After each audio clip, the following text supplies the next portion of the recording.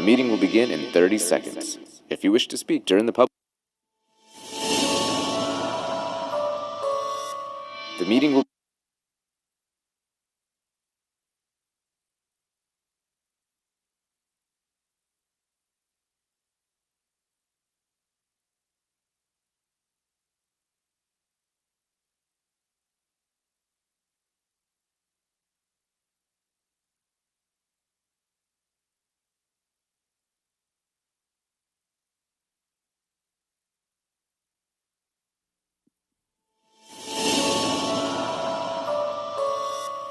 meeting will begin in 10 seconds.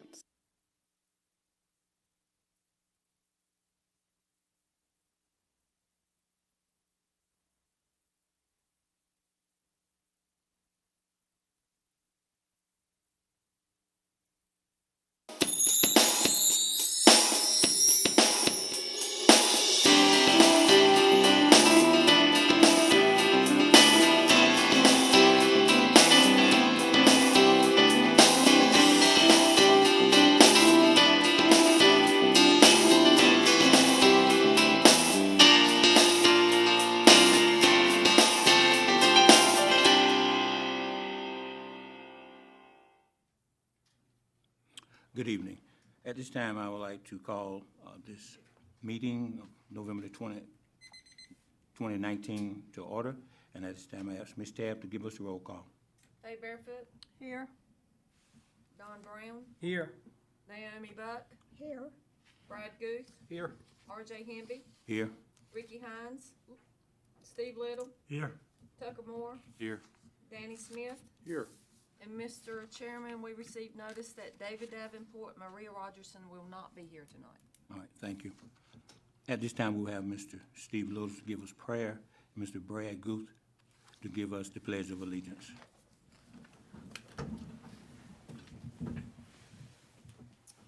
Let us pray. Our Father, we thank you, Lord, for the many blessings of life that you so richly bestow upon us. And we thank you for this time that we have to come together to serve in this county, in this position. We pray, Lord, that you might continue to bless in the many ways that you have done thus far. We pray tonight that as things are discussed, words are said, and that all be pleasing in your sight, and that you might be with us in this meeting. These blessings we ask in Christ's name. Amen. Amen. I pledge allegiance to the flag of the United States of America and to the republic for which it stands, one nation, under God, indivisible, with liberty and justice for all.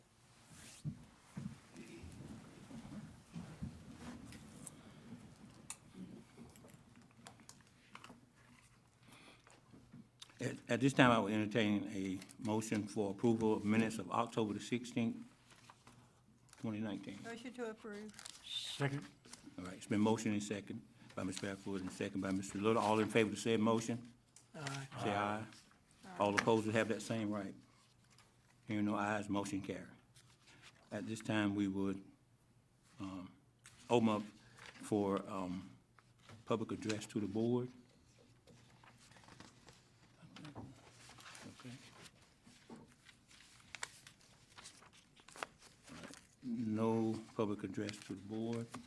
At this time, we will have Mr. James Robes to come to us with administrative matters. Thank you, Mr. Chairman. This is just to advise you that we've had one resignation. Ricky Hines has resigned from the planning board. You know, he served not only as a member, but the chairman for a couple of terms. We'll miss him here, but he has been appointed to the Pitt County Development Commission. He also serves as an elected official for the town of Winterville, so he had to let one of the slots go. We were the ones. So we wish him well, and hopefully we can have a new appointment made by the commissioners within the next month or two, and that person should be joining you right after that. So that was for District 4. So if you know of anyone that's interested in serving on the planning board, we're currently advertising, but you can certainly advise us as well and get them to submit a statement of interest, and that way they can be considered. Thank you, Mr. Chairman. Thank you. planning matters. At this time, we will have Eric to come before us to present. Thank you, Mr. Chair. We do have a couple planning items before we get to the rezoning request tonight. First is a ETJ extension request from the town of Farmville. This request is to extend the existing ETJ northwest of the current town limits in ETJ. It only includes one parcel. That's parcel 03260. The entire parcel is approximately 88.16 acres, but a portion of it, and I'll kind of illustrate that in a second, is already within the ETJ. And that property is owned by Ann Bird and Bynum Satterwhite. The request would allow the property owner to participate in the Electricity's Smart Sites program. And just what that is, it's sort of an economic development tool that allows for properties to be marketed as essentially shovel-ready sites for future development. And Justin Oakes, who's the planning director for Town of Farmville, is here tonight, and he might be able to expand on that a little bit more if you have any questions about it. This is the site in question. Under the current county zoning, it's zoned RA, but you can see it is adjacent to the existing ETJ, and a portion of it along 258 is already, as I mentioned, in the town's ETJ. In May of 1999, the town of Farmville did receive special legislation from the General Assembly to be able to extend its ETJ up to 2 miles beyond its limit with the approval of the Board of County Commissioners. This site is actually within a mile of the current ETJ, so there's no issues with that. Also, when countywide zoning was adopted, the Board of Commissioners also adopted an ETJ extension policy, and that was to evaluate extension requests to ensure that the municipalities were capable of providing good planning and management of development in that area. Part of the policy states that the municipality has to prepare a report demonstrating how it can meet that criteria in the policy. The Board of Commissioners and also the Planning Board solicits comments and opinions from the residents that are within that area that's being expanded. So we have notified just that one property owner, so they would be the only ones that would be affected by this. And then extension requests that are initiated by landowners must be submitted to the municipality for review. And so this request was submitted by Mr. Satterwhite to the town of Farmville. You have in your packets a resolution from the town of Farmville that is endorsing extension of the ETJ. There are several considerations for the policy. One is that the town has to have a land use plan as well as subdivision and zoning regulations. The area that's being extended should be a logical and or geographical connection, or should have a logical and or geographical connection to the existing corporate limits or the ETJ. Must be within an anticipated and natural growth area, and it must not be part of an area being considered by another jurisdiction. And they must also show that there's a demonstration of need for the extension of the ETJ. The process that the policy outlines is the first that comes before this board. We have to provide public notification again to the people that are affected by the extension. We sent a mail notice to the property owner as well as posted a notice in the paper of this public comment session tonight. The board then does hear public comments, and then they make a recommendation to the Board of County Commissioners, and they'll be holding a public hearing next month for final consideration of the request. So some facts and impacts that we provide for ETJ extensions, primarily to the property owners that are affected. If it's approved by the Board of County Commissioners, the municipality must also take the necessary steps that are required by the state statutes to take it into their jurisdiction, including zoning the property for the municipal, to come under the municipal zoning ordinance. Municipal taxes are not imposed or collected within the ETJ, and typically, if it's in the ETJ and they're not paying taxes, they're also not receiving town services, things like trash pickup or police or fire rescue, that kind of thing. And any municipal land use codes would be enforced within the ETJ, so we would no longer be enforced by the county or inspected by the county. Farmville has their own inspections department, so they would handle all those matters as well. Some impacts on the property owners. Again, any development or new land uses would have to meet the town's zoning and building code requirements. And representation of the ETJ area is provided on the town's planning board and board of adjustment, but not on the town's board of commissioners.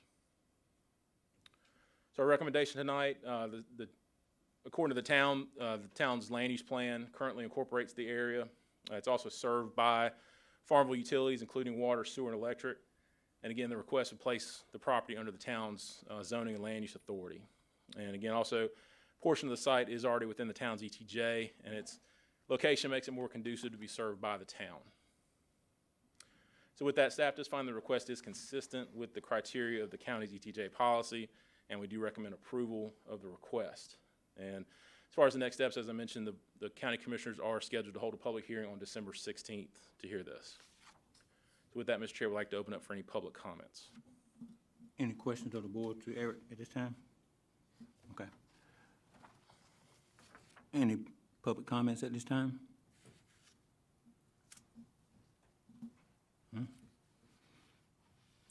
Okay, hearing none, we'll close that session at this time.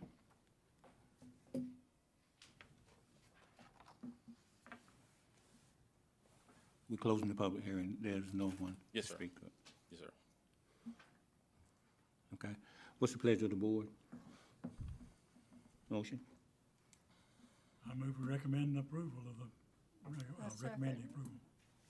Okay, it's been motioned by Mr. Lula, and second by Ms. Barefoot. All in favor of the said motion, say aye. Aye. Opposers have that same right. Hearing no negatives, motion carried. Thank you. Thank you. All right. The next item we have for you is a project that we're fairly excited about with staff, and we're going to be kicking off at the beginning of the year, and that's a corridor land use plan for NC 43 South. This, much like the Southwest Bypass land use plan, this is going to be a cooperative effort because a portion of the study area that we're looking at is actually within the city of Greenville's jurisdiction as well. So the city will be helping us, as well as the Greenville Urban Area Metropolitan Planning Organization, or the MPO, and as well as the North Carolina Department of Transportation. So this map just kind of gives a basic view of where the study area will be covered. It'll start up in Greenville, up towards the Bells Fork area around Fire Tower Road, run south to just south of Chicod. And then also you see it takes in a portion of Mills Road and Worthington Road. And so the reason why we only went to Chicod as opposed to the county line is that we just haven't seen any sort of development pressure occurring south of Chicod towards the county line. Whereas we're seeing more nodes of development occurring along 43 between here and the city, as well as the increased development along the Mills Road that you probably are aware of. So again, the reasons for the 43 South plan include NCDOT will be widening NC 43 South from from Fire Tower Road down to the Hollywood Crossroads area. It's going to be a 4-lane highway with a raised median, as well as some significant changes to some of the intersections there, particularly Worthington Road. Currently, right now, they're proposing a roundabout right there. So that's one reason for this. Also, we're seeing, as I mentioned, increasing residential and commercial development along the corridor. We're seeing spots of areas along 43, particularly south of Ivy Road, where it's becoming more commercialized in nature as opposed to residential. Then also, again, the Mills Road annexations that the city took in. They took in about 400 acres of land. I think they're looking at between 500 and 600 new houses out there. So this study will kind of look at how that development is going to impact the corridor in the future as well. We submitted requests for letters of interest. This is somewhat similar to an RFP, but it's a little bit different process because of the funding amount that we had for the project. We were able to send it out to just select firms as opposed to having to advertise it widely. So we interviewed 3 firms for this. We did select Stewart Inc. as the consultant. They're the ones that also helped us with the Southwest Bypass, as well as these zoning ordinance amendments that were just considered recently. And the process for this project is supposed to take approximately 10 to 12 months. So our next steps, this month and through December, we're going to be formulating a working group or a steering committee of sorts to oversee the development of the plan. And tonight we're going to be asking the board to appoint 2 planning board members to serve on that working group. It's our understanding that we have 2 that are interested in serving. And then in January, we'll be kicking off the meeting and holding stakeholder interviews with people from the corridor and also doing a corridor tour with our consultant. And so from there, we'll be moving into the development phase. The working group that we're asking for appointments for tonight, they'll be holding approximately 4 meetings over the next year. And we'll also have our typical public input process where we'll have some public meetings and gathering as much input as we can for the development of the project. So, be glad to answer any questions anybody might have. Any questions? Yes, does it include the Chicago area, the school and surrounding parts? Yes, sir, it will include Chicago. Okay. At this time, I guess we would be, we're asking, well, we like to take entertain a motion for Mr. David Davenport and Mr. Brad Goose to serve on this. I make a motion to appoint these two gentlemen. Okay, Second, Don Brown. right. All right. Tucker Moore made the motion and Don Brown made the second. All in favor of the said motion, say aye. Aye. Okay, opposers, you have that same right. Hearing no opposers, motion carried. Okay. Good luck. Thank you. All right. All right, Eric, you're still at the podium at number 8. Yes, sir. We do have one rezoning request for you tonight. The request is by Glandon Forest Equity, and the request is rezone 2.77 acres owned by Mary Johnson Dixon. It's located on the eastern side of NC 43 South, north of its intersection with 1753 Stokestown St. John's Road. And the request is to go from rural agricultural to general commercial. This is the site in question. You see it's an L-shaped piece. It does actually have frontage on both NC 43 South and Stokestown St. John's in the Chicago area. You see Chicago School is just to the south of the property. This is a picture of the property itself from NC 43 South. And then this is the property from the Stokestown St. John's side. There's an existing old barn that's kind of fallen down in on itself on the property on that side. This is NC 43 if you're heading south towards Vanceboro, and then north if you're heading back towards Greenville. And then this is the store that's located across the street, the Chicago store, convenience store, as well as the Paradise Cafe. And then an existing furniture store on the other corner, Lee's Wood Furniture. This is looking to the east on Stokestown St. John's, and you can see Chicago School to the right in the picture. And this is looking towards the west, back towards NC 43, as if you're heading back into town. And then there's an existing single wide mobile home located adjacent to it. This is behind the Lee's Country or the Lee's Wood Furniture on Stokestown St. John's. And an existing house on NC 43 South. This is just to the north of the property. The comprehensive land use plan shows that it is a commercial crossroads area. And the commercial crossroads community is intended to include limited commercial land uses that are appropriate to crossroads development with an appropriate mix of residential, public institutional, and commercial uses. Land uses would be expected to develop either with public sewer or with private septic tanks. And this category is designated at prominent crossroads throughout the county. Our existing commercial development provides goods and services to a larger surrounding population. Existing land, you can see it's predominantly, there's a large institutional with Chicago School, then predominantly residential and mostly agricultural and undeveloped in the area. You can see the zoning map. Currently, 3 of the 4 corners at that intersection are designated as commercial already, and the remainder is all rural agricultural. General commercial district is primarily intended to accommodate a range of retail, service, office, limited wholesale, and moderate density multifamily in those areas that support such development. And Pitt County staff does find that the request is consistent with the county's comprehensive land use plan, given the property's designation as a commercial crossroads community, as well as its location adjacent to and within close proximity to other general commercial zone property. And staff also finds that the request is reasonable and in the public interest, again, because the property is located near a major intersection within an area that is designated for commercial crossroads development. In addition, there are also, as I mentioned, several existing general commercial zone properties within close proximity to this property. So staff does recommend approval of the request. And we'll now entertain public comments by the planning board. The board will then make a recommendation to the Board of County Commissioners, and they are also scheduled to hold a hearing on December 16th as well. So with that, Mr. Chair, I'd like to open up for public comments. Any questions of Eric at this time?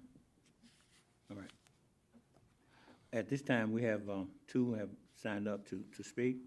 Mr. Matt Law, L-O-D-W-E-R, how you pronounce that? Louder. Mr. Matt Louder. Good evening, Matt Louder. I'm a civil engineer, and I'm here to represent the proposed developer of the site, Glandon Forest Equity. And more than anything else, we'd be glad to answer any questions that you may have about the rezoning for the property, and be glad to answer those if you have any. Okay. Any questions of Mr. Louder? Okay. All right, thank you. Thank you. Mr. Ben Gardner? Ben Gardner? Yes, sir. Come to the, You'll come to the podium, to sir. the podium, speak into the mic for us. Name and address. Yes, I'm Ben Gardner, and I own the adjacent property around this parcel, including the store, property on each side.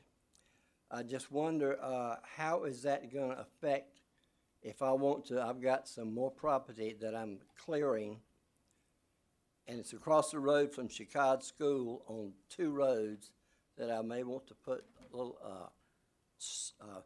parcel out lots for sale.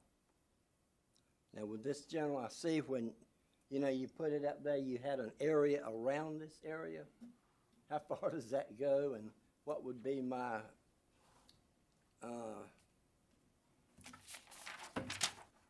like right here?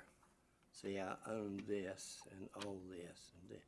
I want to possibly put a subdivision there and there. Okay. Well, Is that gonna affect it any? it shouldn't, because Okay. that property's zoned rural agricultural, so it's residential. So if you're looking at doing residential lots, it would be permitted. So it wouldn't affect it necessarily, but we'd be glad to talk with you Yeah, after the well, meeting. I'm sure it'll be with this. something Yeah. separate from this. And I came to learn, not to speak here, but I am learning. This is my first jaunt at one of these meetings, although I worked for the county as an appraiser twice during the revaluation. So I've been on every road in the county, I think. Thank you. Thank you. And we'll be glad to follow up with Mr. Gardner after the meeting regarding this. All right, are there any others that did not sign up at this time you would like to come and speak? Okay. Hearing none, we close the public comment section at this time. Eric, you have further for us? No, sir. I don't have anything else. Unless you have any other questions for me. Right. No board member have any questions? Okay, at this time, what's the pleasure of the board? Mr. Chairman, I propose that we approve the request. Second the motion. Okay, Mr. Danny Smith has, motion, to approve this request, and Mr. Steve Little have seconded the motion. All in favor of the motion, you can say aye. Aye. And if you oppose, you have that same right.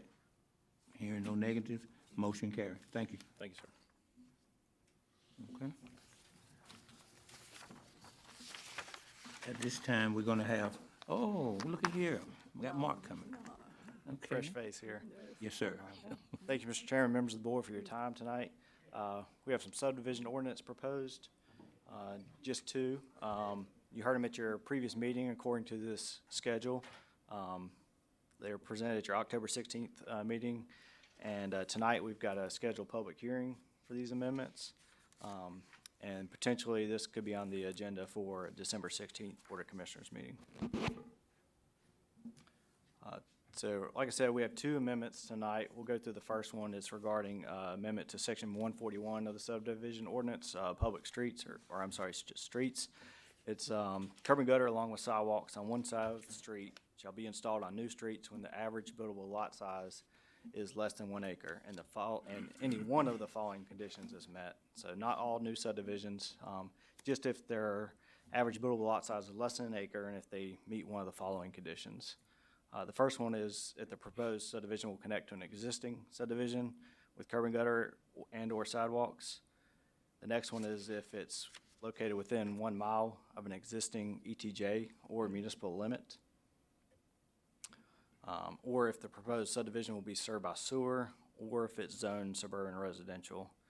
And we have some staff commentary on there, and, you know, a lot of the planning regulations are in place for three main things: public health, safety, and general welfare.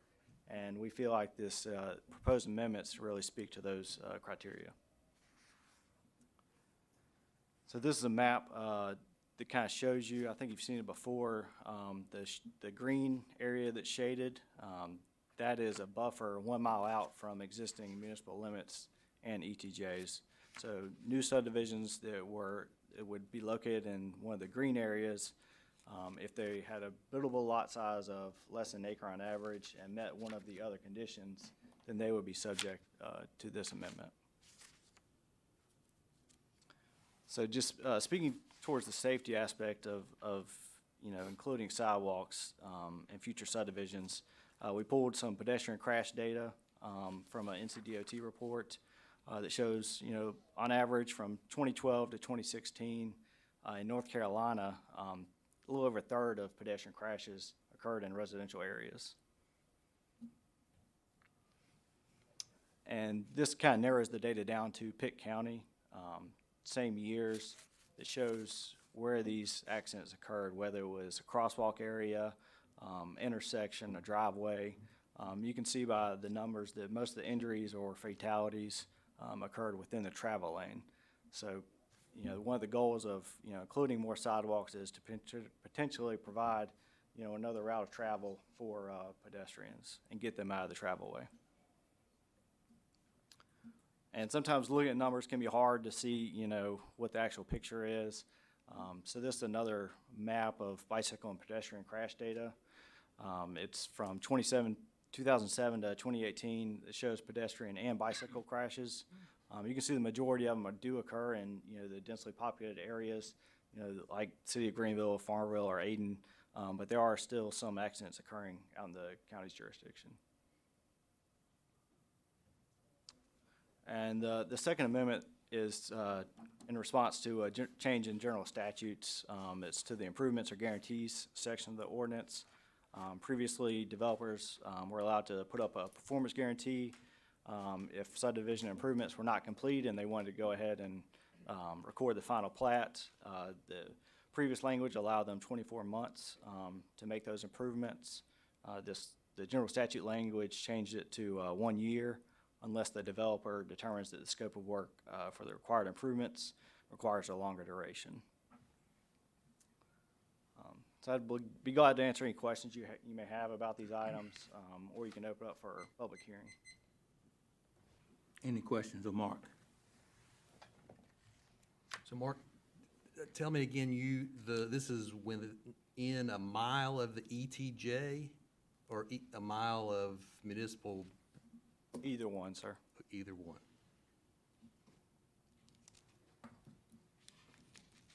More? I see a question on you. And if the lot sizes for the subdivision are less than an acre, it would have to have curb and gutter and sidewalk. If it met one of those other If it met, as well conditions. as met one of those others. Yes, sir. Just Okay. All right, we'll open it up for public comment section. Let me see here. All right. The first one up is Bill Clark. I guess is his representative for Bill Clark Homes. When they talking Limit Stroud.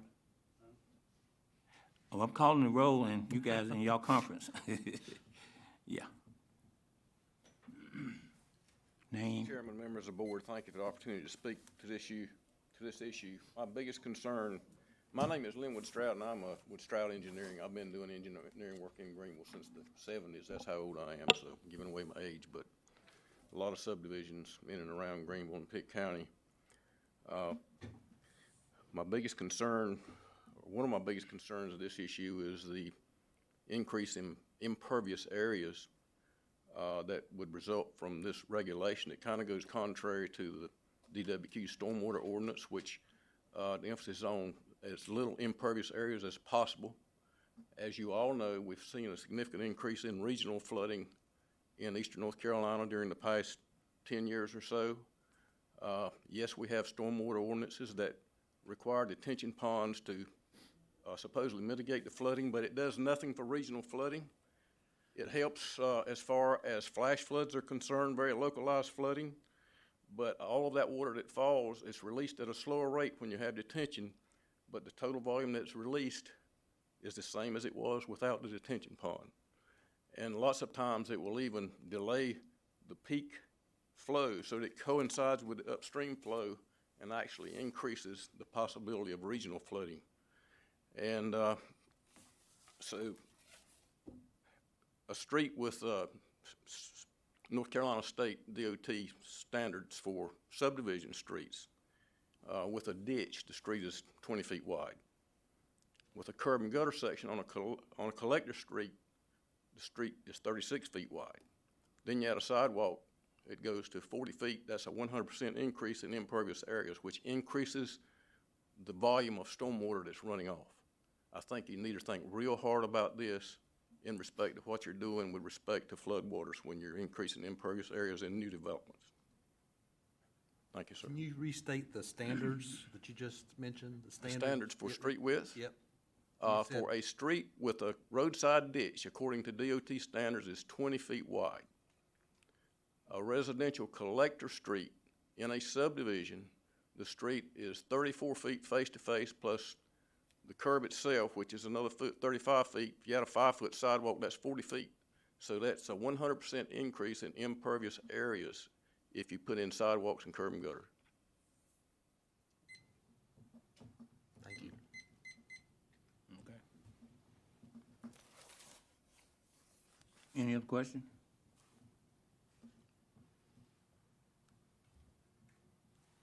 Any question? Okay, thank you. Mr. Weaver, you're next, or are you Mr. Bill Clark? Well, that's Mr. Bill Clark himself. Chairman, Yeah, okay. members of the board, appreciate you listening to us tonight. See, My main objection to the ordinance change is that we're having a heck of a time with affordability for homes. And this will adversely affect especially people in the lower home price market drastically. These regulations are gonna increase our cost. I'd say, and this is an estimate, but it may be low, but it's between $3,000 and $8,000 a lot. And that makes a big difference to a homeowner. I mean, you know, it makes a difference whether they can qualify for a loan. It makes a difference what they put in their house. If they can put something else in the house besides having what would take that $3,000 to $8,000 to do. So I implore you to think about this because it is not a good idea to increase the cost of these lots that much. And the county is the only place we can go to be able to find this type of land that we can put lots on that we can afford to build affordable housing. And like Linwood said, the runoff is greater, the speed of the runoff is greater.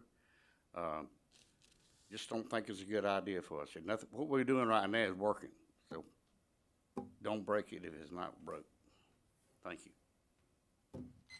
thank you.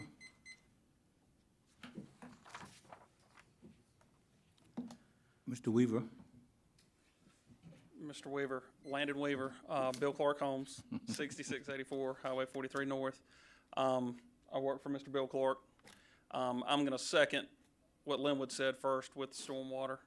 I think Linwood's been around for a long time, and he can attest that all the things that can come by piping, adding impervious, and we do have an issue, a historical issue over the last 10 years of things getting a little bit worse regionally. So I do want to implore you to think about that heavily when you think about this topic. And also the affordability is a large issue, as Mr. Clark spoke about. But I also want to touch on surrounding counties and being competitive with other counties as well. I see a lot of other counties not requiring things like this. Also, there are landowners around this 1 mile. If I was right outside of that mile and then my neighbor, or if I was inside this mile limit and my neighbor was outside, it's going to affect me a lot more than my neighbor would be affected on his land price and what he could get and the feasibility of that. So I would just like to, I hate to use the word fair, but it doesn't seem fair to me that certain property owners may be getting hit with something that others aren't as well. So I would just like to speak to that. And the map that I saw with the pedestrians, it looked like most of the pedestrian and bicycle accidents happened in heavy populated areas, which probably had sidewalks there. If you look at it, it was centrally located around Greenville, Farmville, in the municipalities itself. Granted, there were a few outliers, but it looked like it was places where there would be sidewalks already where those accidents happen. So, thank you. Thank you. Okay. Are there anyone else that would like to come and speak that did not sign up? Okay. We'd like to close the public comment section at this time. Mark?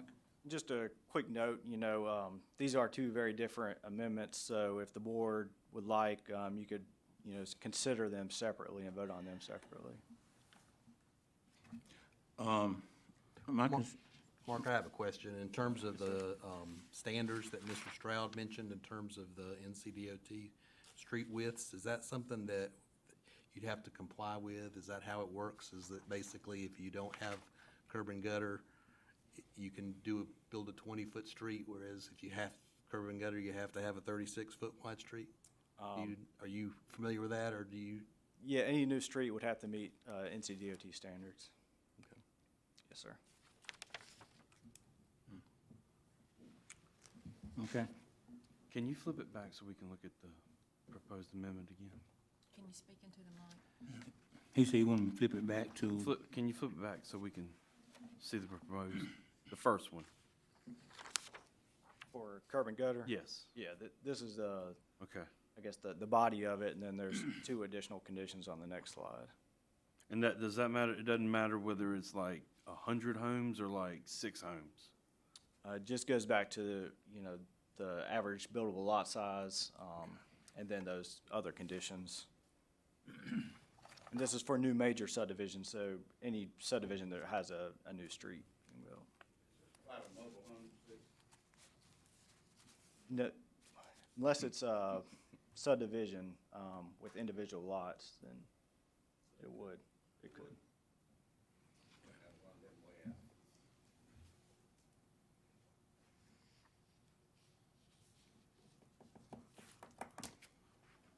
okay?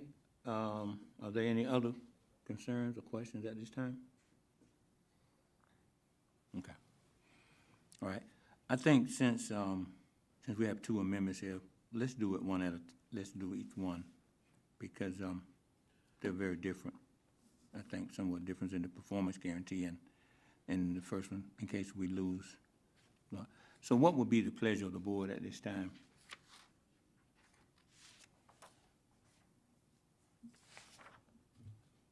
If you wish to make a motion to deny, I will entertain that motion. If you wish to make a motion to approve, I will entertain that motion. I make a motion that we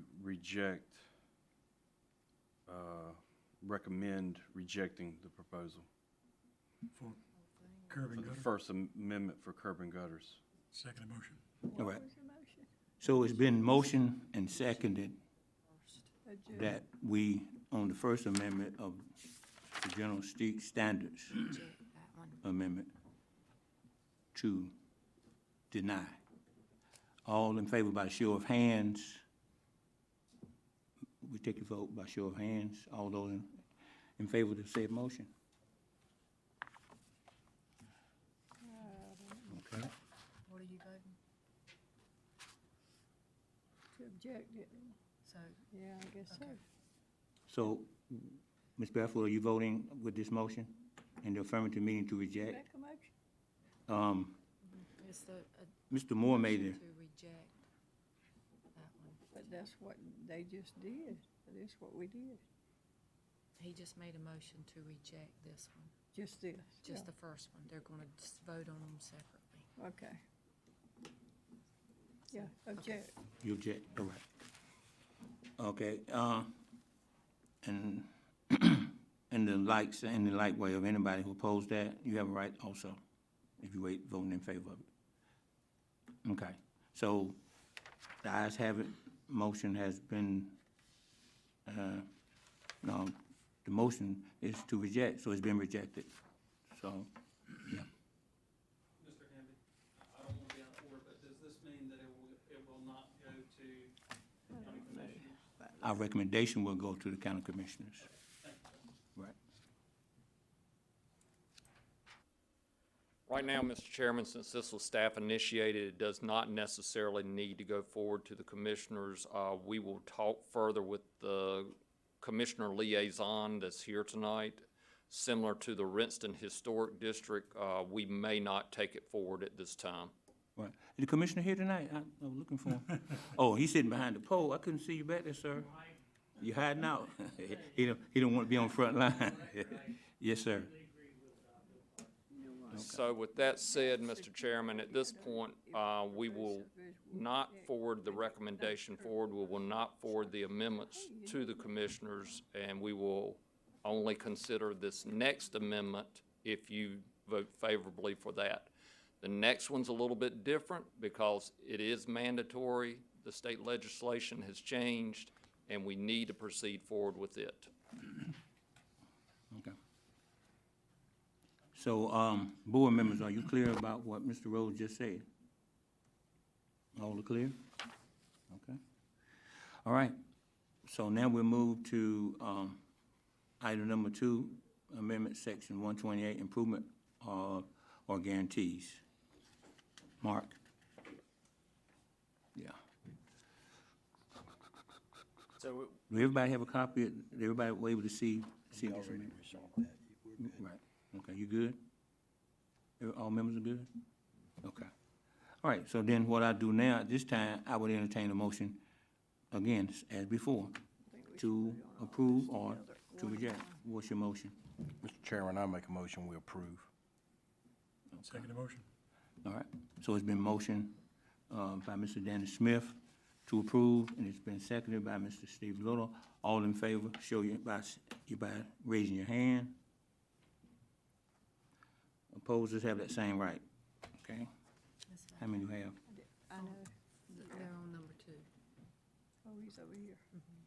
Yeah, Vote to approve it or? yeah. Okay. All right, so it looks like motion carried. thank you. All right, thank you. Okay.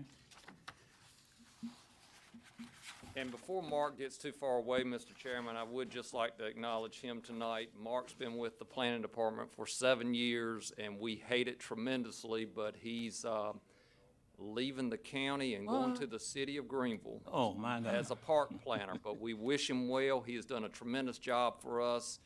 Everything from subdivision administration, soil erosion and sedimentation control, zoning, permitting, inspections even, building inspections, and then flood recovery. So he will be very hard to replace. So his last day is this Friday. So we wish you well, Mark. All right. Thank you all for all you do, sir. Yeah, we enjoyed you. Okay. Okay, At this, one second, Mr. Rhodes. I know you're excited to go, but at this time, we are doing our informational items. See, I'm new to this, so I got to, get my feel here. At this time, we'll have Mr. James Rhodes come before us on item number 10. All right. Thank you, Mr. Chairman. Just for your information and update, a number of items that either haven't gone through you or things that you might be interested in that have gone before the commissioners. Just a road name change, the first bullet, number 10. The big item here is number 11, the proposed amendments to the Pitt County zoning ordinance. I'm glad to report that the 3 amendments that we took forward, that being the cluster subdivision option, the highway overlay district for the southwest bypass, and the lighting regulations, all were passed by the commissioners on Monday night. Had good discussion and also all unanimous decision about passing all those amendments. We also reported out about the Rinston Historic District overlay and that not moving forward. And the board was okay with that because no one has really championed that at this point in time. So there was no further discussion about the Rinston district. Mentioning the Southwest Bypass, the ribbon cutting is for it tomorrow, November 21st. So tomorrow afternoon, you should be able to ride on the new bypass. So it should be open after that point in time, sometime tomorrow afternoon. Other items, there was a rezoning request that had been before you last month. Stalin's Mini Storage was approved Monday night as well. We also had a conditional use permit that the board considered. That did not come before you, but that was for a wedding venue. That was also approved. Associated with the Southwest Bypass, there have been a number of new service roads that have been developed to allow access to some of the parcels that were impacted by the corridor. Those road names were modified to some extent, but we now have all 13 of those named, and those new road signs will be going up soon. So with that, Mr. Chairman, there are a few other items, just our departmental monthly report, some other articles that you might be interested in. And other than that, if you have any questions for me, I'll be glad to try to answer those for you tonight. Yeah, we have, you are cordially invited to attend. Everyone have this at your desk. Okay, all right. But in order to get to the dinner, you have to come by here for the board meeting. Yeah, don't come by. All right. Thank you very much. Thank you. Okay, let's see what, where we are now. All right, that's number 10. Okay, so it looks like, according to my agenda, I would entertain a motion to dismiss. Motion. Okay, we got two motions. Which one? I don't care. He don't Either one of care. them work- either one of them works. Okay, either one of them work. Tab, you decide. Mr. Lola, Mr. Davenport, whichever one did the less work tonight, give him credit. All right, thank y'all so much for coming out. Thank you for all, Mark, again. Okay, we always can come back home if you need to. All right, thank you. Good evening.